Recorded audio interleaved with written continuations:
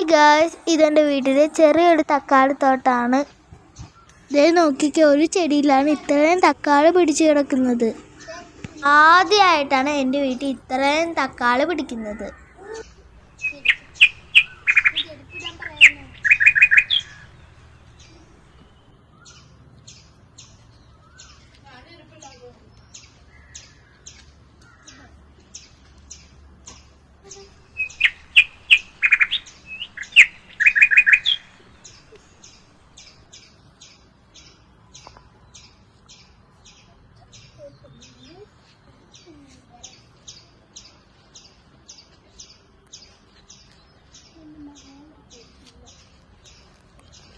കുടിവെള്ളമാണ് ഞങ്ങൾ പ്രധാനമായിട്ട് ഇട്ട് കൊടുത്തത്. തക്കാളിയൊക്കെ പഴുത്ത് വരുന്നതേ ഉള്ളൂ.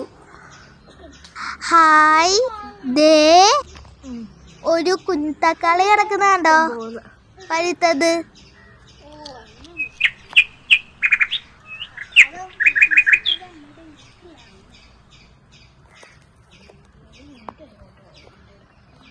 തക്കാളി നോക്കി നമുക്ക് പറിച്ചെടുത്താലോ? അവിടൊന്നും കാണത്തില്ല, കുറച്ചേ കാണത്തുള്ളൂ. അപ്പൊ നമുക്ക് പറിച്ചെടുക്കാം. നല്ല വെയിലുള്ള സ്ഥലത്താണ് തക്കാളി തട്ടിയിരിക്കുന്നത്. അതുകൊണ്ട് 2 നേരം നമുക്ക് നനയ്ക്കണം.